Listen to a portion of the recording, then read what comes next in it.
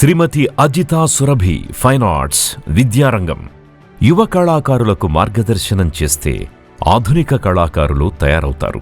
రంగులు మాట్లాడితే కళ పుడుతుంది, కళ మాట్లాడితే సంస్కృతి నిలుస్తుంది. ఆ సంస్కృతిని సంరక్షిస్తూ విద్యలో వెలుగు నింపిన కళామూర్తి డాక్టర్ అజితా సురభి గారు. కళ, విద్య, సాంస్కృతిక వారసత్వాలు కలబోసిన సృజనాత్మక ప్రస్థానం.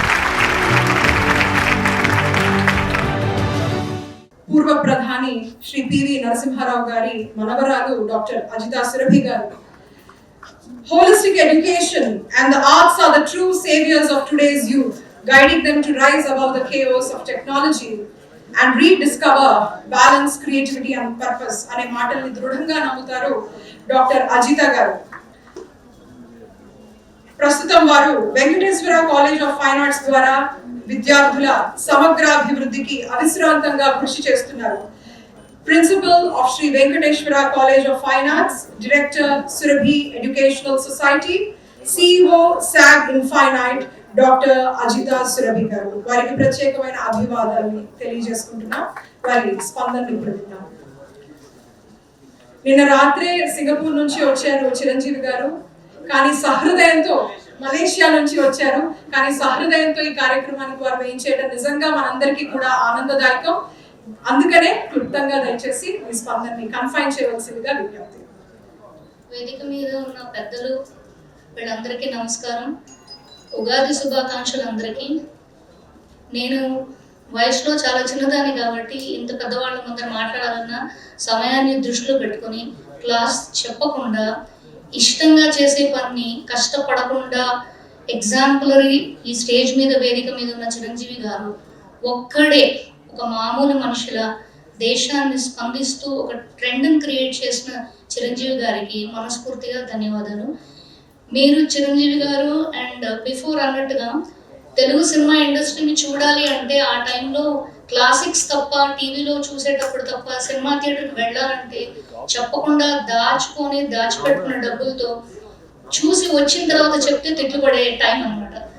ఎందుకంటే ఆర్టిస్టిక్ మూవీస్ థియేటర్లో వచ్చేవి కావు.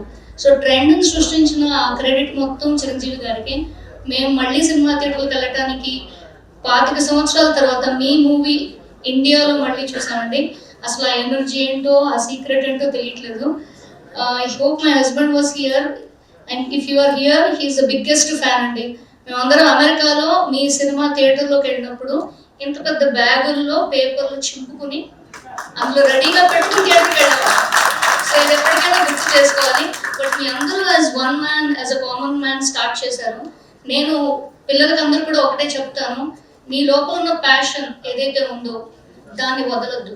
మీ ఇంట్యూషన్ చెప్తున్నది ఏదైతే ఉందో దాన్ని వదలొద్దు.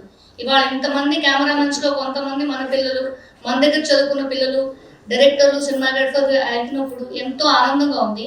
సో పిల్లలందరూ కూడా చెప్పేది ఏంటంటే మీ ప్యాషన్ని ఫాలో కండి. పెద్ద మనుషులు ఇక్కడ ఉన్న వాళ్ళందరూ కూడా they started with their passion and ఇవాళ సక్సెస్ని వెనకకు చూడకుండా సాధిస్తున్నారు. కాబట్టి ఈ దేశం మొత్తం మిమ్మల్ని మీరేమవ్వాలి అనుకునే కన్నా ముందు మీరేమవ్వాలి అనుకున్నది దృఢంగా చేసుకోండి. ఇంకొక మాట చెప్పి విరమిస్తాను. స్వామీజీ గారు ఒక great scientist. I believe in spirituality a lot. దేవుడు అండ్ ధర్మం పక్కన పెడితే ప్రతిరోజు మంచం నుంచి మనం లేచే ముందు if we can speak and be in silence with our own breath and mind, మన ఇంటలెక్చువల్ సిక్స్త్ సెన్స్ ఏదైతే చెప్తుందో అదే చేయండి. చెప్తారు పెద్దవాళ్ళందరూ అడ్వైస్ తీసుకోండి, కానీ మీ ఇన్స్టింక్ట్ ఏదైతే ఉంటుందో అది ఎప్పుడు తప్పవదు. మధ్యలో వీడవాడు ఉంటాడు, అనేవాడు, వాడు వస్తాడు. వాడు వచ్చి మనల్ని కన్ఫ్యూజ్ చేసి దేశం మొత్తం టెన్షన్లో ఉంది. Mark my words, India is the blessed place. And ఇవాళ మనము ప్రపంచం మొత్తాన్ని చూపిస్తున్నాము. ధైర్య సాహసే లక్ష్మి అనేది, భయం అనేది మనకి లేదండి.